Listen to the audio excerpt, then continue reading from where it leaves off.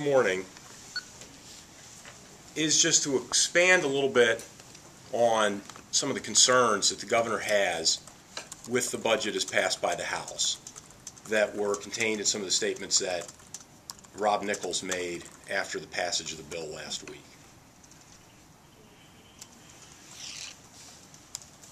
You know, first I'd just say we appreciate the work the House has done on the budget. I mean, it's a lot of work. It's hard work, and we appreciate the effort that they went to get a budget passed through their chamber. The major concern that the governor has with the budget as passed by the House is that they have used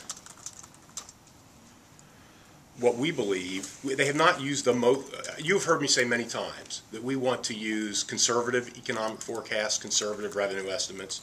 We want to ensure we have appropriations to cover all potential expenses of the state. We do not believe they've used the most conservative revenue estimates, nor have they used most conservative appropriation projections. We're concerned that there's a fair amount of one-time spending that is contained in this bill. I mean, we're concerned that the overall level of spending, all funds, is up significantly.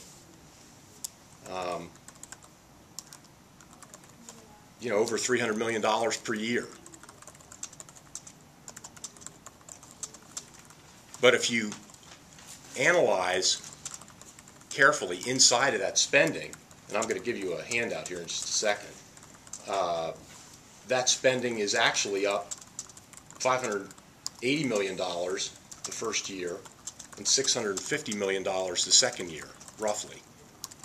Because what they have essentially done is, by using the lower LSC Medicaid projections, they have cleared up space that they turned around and spent.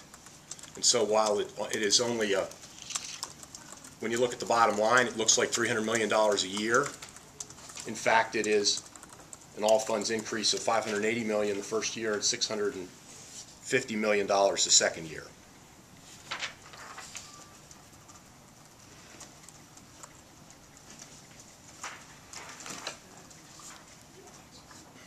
And so again, just this chart just illustrates that point. Okay, up at the top is if you look at the bottom line, the all funds growth rate of the House budget. You see the view one basically is the 3-year progression of the governor, 3-year progression of the House. You can see the bottom line increase of $319 million, $310 million the second year. What the second chart, the second view, view two, the true view, as dubbed by Assistant Director Whistler, who prepared this,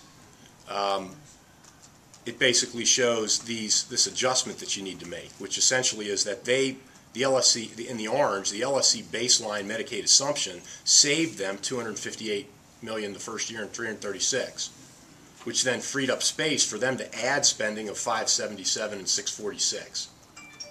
Although at the bottom line it only shows at $319. And again, then we have it graphically depicted at the bottom, essentially showing where after they reduce spending through use of the LSC baseline. And again, these are just assumptions that LSC has made that the cost of Medicaid will be lower. It's my understanding they don't say there's going to be any fewer people. It's just they, in their assessment, believe that we will pay less on a per recipient basis. Does LSC have a different mix of population? Do they have a lower number of the most expensive? Isn't that how they get to a lower dollar? I am not certain of that, Jim. It's my understanding it's like a per recipient cost that makes it lower. So again, for more detail, you'd have to ask the Medicaid folks. So, and again, so more optimistic assumptions, more spending. One-time spending. Some of that one-time spending is transfers out of the general revenue fund into non-GRF fund in order to support the governor's straight A fund.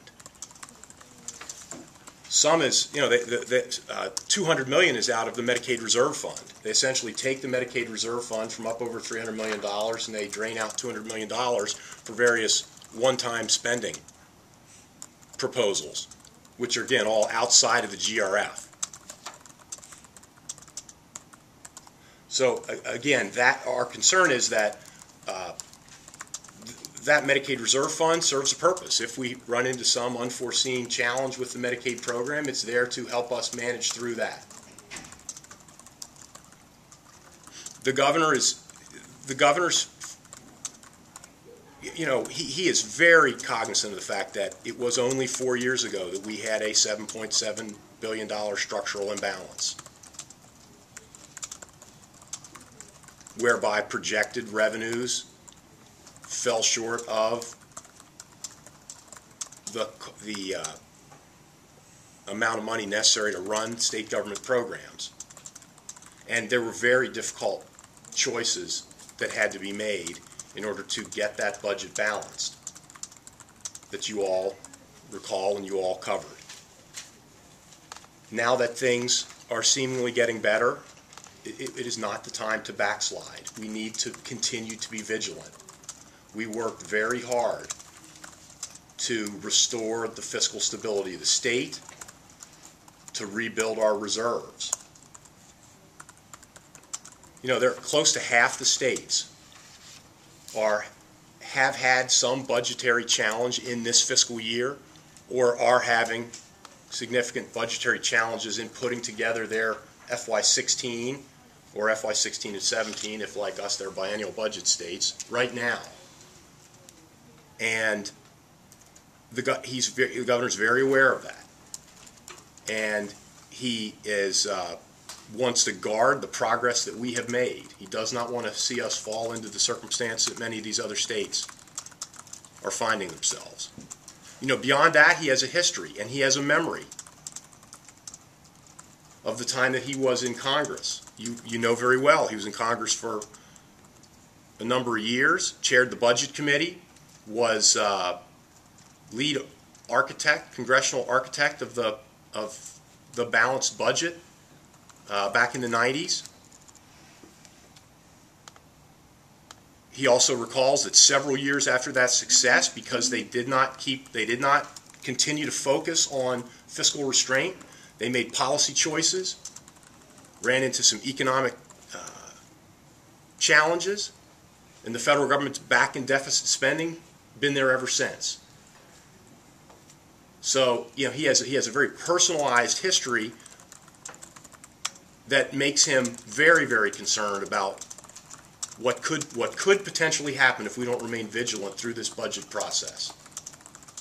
And so he's going to insist that we budget as conservatively as we can. And so really that's really the major focus, that's the major concern. Now,